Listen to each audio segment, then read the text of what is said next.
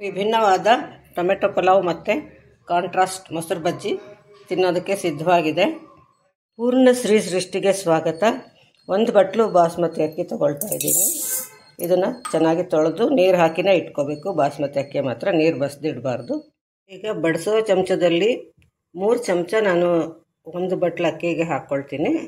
ಅದರಿಂದ 1 ಚಮಚ ಇವಾಗ ಮೊದಲು ಹಾಕ್ಕೊಂಡಿದ್ದೀನಿ. ಅದು ಎಣ್ಣೆ ಕಾದ್ಮೇಲೆ ಸ್ವಲ್ಪ ಅಡ್ಡಡ್ಡ ಹೆಚ್ಕೊಂಡಿರೋ ಈರುಳ್ಳಿನ ಇದಕ್ಕೆ ಹಾಕ್ಕೊಂಡು ಹುರಿದು ತೆಗೆದಿಟ್ಕೊಳ್ತೀನಿ.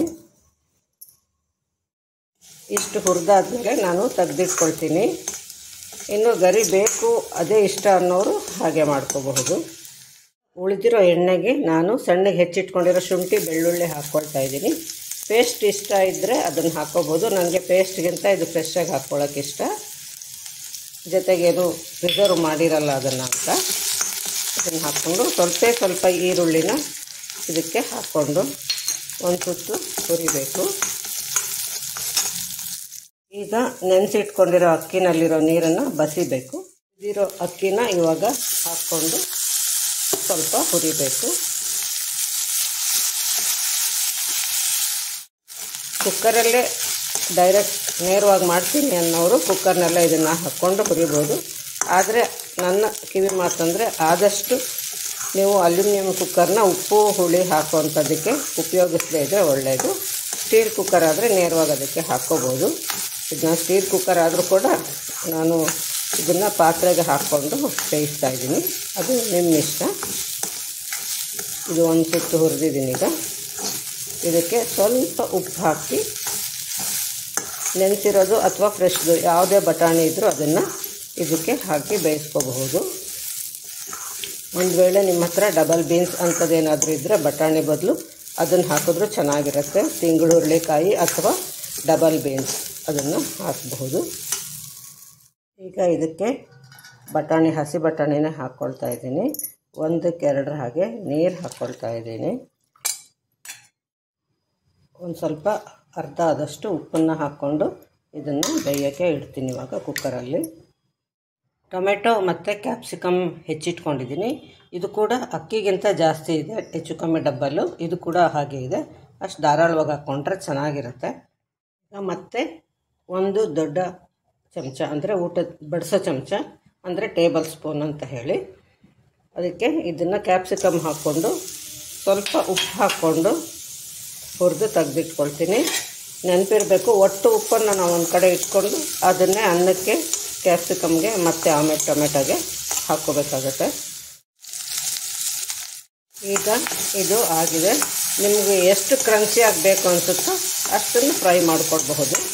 ಮಾಡಿ ತೆಗೆದಿಟ್ಕೊಳ್ತೀನಿ. ಇದಕ್ಕೆ ಈಗ ಇನ್ನು ಸ್ವಲ್ಪ ಎಣ್ಣೆ ಹಾಕ್ಕೊಂಬಿಟ್ಟು ನಾವು ಟೊಮೆಟೊನೆಲ್ಲ ಹೆಚ್ಚಿಟ್ಕೊಂಡಿದ್ವಲ್ಲ ಅದ್ರ ಜೊತೆಗೆ ಮೊದಲು ಈ ಪಲಾವ್ ಎಲೆನ ಹಾಕ್ಕೋಬೇಕು. ಒಂದೇ ಒಂದು ಪಲಾವ್ ಎಲೆ ಪೀಸ್ ಮಾಡಾದರೂ ಸರಿ, ಹಾಗೆ ಆದರೂ ಸರಿ ಅದನ್ನು ಹಾಕ್ಕೋಬೇಕು.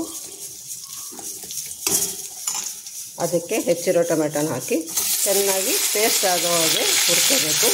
ಉಪ್ಪನ್ನು ಹಾಕ್ಕೊಂಡ್ರೆ ಬೇಗ ಪೇಸ್ಟ್ ಆಗುತ್ತೆ. ಇದರಲ್ಲಿ ಹುಳಿ ಟೊಮೆಟೊ, ಸಿಹಿ ಟೊಮೆಟೊ ಎರಡೂ ಹಾಕ್ಕೊಂಡಿದ್ದೀನಿ. ಹುಳಿ ಟೊಮೆಟೊ ಪೂರ್ತಿ ಜಾಸ್ತಿ ಆದರೆ ನಿಮ್ಗೆ ಹುಳಿ ಅನಿಸಿದ್ರೆ ಒಂದು ಸ್ವಲ್ಪ ಸಕ್ಕರೆ ಹಾಕ್ಕೋಬಹುದು. ಈಗ ಜಿಡ್ಡು ಬಿಟ್ಕೊಂಡಿದೆ. ಇದಕ್ಕೆ ಈಗ ಹಸಿಮೆಣಸಿನ ಪುಡಿ 1 ಚಮಚ ಹಾಕ್ಕೊಂಡಿದ್ದೀನಿ.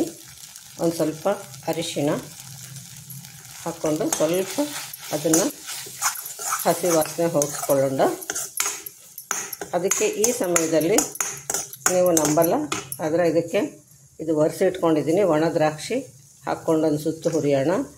ಅಯ್ಯೋ ಇದು ಸಿಹಿಗಿರುತ್ತೆ ಅಂತ ಅನಿಸುತ್ತೆ, ಆದರೆ ಹಾಕ್ಕೊಂಡು ನೋಡಿ. ಇದು ಉಪ್ಪು ಖಾರ ಎಲ್ಲ ಅದಕ್ಕೆ ಹೀರ್ಕೊಂಡಿರುತ್ತೆ.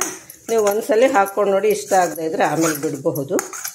ಇವಾಗ ಇದಕ್ಕೆ ನಾವು ಹುರಿದಿಟ್ಕೊಂಡಿರೋ ಕ್ಯಾಪ್ಸಿಕಮ್ಮು ಹಾಕ್ಕೊಂಬಿಡೋಣ. ಮತ್ತು ಈರುಳ್ಳಿ ಕೂಡ ಹಾಕ್ಕೋಬಹುದು. ನೀವು ಕ್ಯಾಪ್ಸಿಕಮ್ ಒಂದೇ ಹಾಕಿ ಕೂಡ ಇದನ್ನು ಮಾಡ್ಕೋಬಹುದು, ಅಥವಾ ಯಾವುದಾದ್ರೂ ಕಾಳು ಒಂದೇ, ನಾನು ಹೇಳಿದ್ನಲ್ಲ 3, ಯಾವುದಾದ್ರೂ ಒಂದು ಕಾಳು ಹಾಕಿ ಕೂಡ ಮಾಡ್ಕೋಬಹುದು. ಚೆನ್ನಾಗಿರುತ್ತೆ. 2 ಹಾಕ್ಕೊಂಡ್ರೆ ಇನ್ನೂ ಚೆನ್ನಾಗಿರುತ್ತೆ. ಇದನ್ನು ಒಂದು ಸುತ್ತು ಹುರಿದು ಬಿಟ್ಟು ಆಮೇಲೆ ನಾವು ಅನ್ನ ಹಾಕಿ ಇದನ್ನು ಕಲಿಸ್ಕೊಳ್ಳೋದಷ್ಟೇ. ಮೊಸರು ಬಜ್ಜಿ ಮಾಡ್ಕೋಬಹುದು. ಇದಕ್ಕೆ ನೋಡಿ, ಇದು ಜಿಡ್ಡು ಬಿಟ್ಕೊಂಡಿದೆ. ಅಷ್ಟು ಹುರಿದ್ರೆ ಸಾಕು, ಚೆನ್ನಾಗಿರುತ್ತಾಗ. ಈ ರೀತಿ ಬೆಂದಿದೆ. ಕೆಲವು ಸಲ ಅನ್ನ ತುಂಬ ಬಿಸಿ ಇದ್ರೂ ಕಲ್ಸಕ್ಕೆ ಹೋದರೆ ಮುದ್ದೆ ಮುದ್ದೆ ಆಗುತ್ತೆ, ತುಂಬ ತಣ್ಣಗಿದ್ರೂ ಗಡ್ಡೆ ಗಡ್ಡೆ ಆಗಿಬಿಡುತ್ತೆ. ಅಂಥ ಸಮಯದಲ್ಲಿ ಸ್ವಲ್ಪ ಈ ಥರ ಅರೆ ಬರೆ ಕಲಿಸ್ಬಿಟ್ಟು ಸ್ವಲ್ಪ ಹೊತ್ತು ಬಿಟ್ಬಿಟ್ಟು ಆಮೇಲೆ ಕಲಿಸಿದ್ರೆ ಸುಲಭವಾಗಿ ಚೆನ್ನಾಗಿ ಕಲಿಸ್ಬೋದು. ಅನ್ನನೂ ಮುದ್ದೆ ಆಗಲ್ಲ ಅಥವಾ ಪುಡಿ ಪುಡಿ ಆಗಲ್ಲ. ಈಗ ಕಲಸಿದ್ದಾಗಿದೆ. ಇದು ನಿಮಗೆ ತಣ್ಣಗಿದೆ ಅನಿಸಿದ್ರೆ ಸ್ವಲ್ಪ ಒಲೆ ಮೇಲಿಟ್ಟು ಬಿಸಿ ಮಾಡ್ಕೋಬಹುದು. ನೋಡಿ, ಟೊಮೆಟೊದು ನಾವು ಉದ್ದುದ್ದ ಸೀಳಿರೋದ್ರಿಂದ ಈ ಥರ ಸಿಪ್ಪೆ ಉದ್ದುದ್ದ ಇರುತ್ತೆ. ಬೇಡ ಅನ್ನೋರು ತೆಗ್ದು ಹಾಕೋಕ್ಕೆ ಸುಲಭ ಆಗುತ್ತೆ. ಸ್ವಲ್ಪ ಮೊಸರು ತೊಗೊಂಡಿದ್ದೀನಿ. ತುಂಬ ಹುಳಿದು ಬೇಡ, ತುಂಬ ಸಿಹಿದು ಬೇಡ. ಸ್ವಲ್ಪ ಈರುಳ್ಳಿ, ಹಸಿಮೆಣಸಿನ್ಕಾಯಿ, ಉಪ್ಪು ಮತ್ತು ಸಕ್ಕರೆ, ಕೊತ್ತಂಬರಿ ಸೊಪ್ಪು ಮತ್ತು ತೆಂಗಿನ ತುರಿನ ಹಾಕ್ಕೊಂಡಿದ್ದೀನಿ.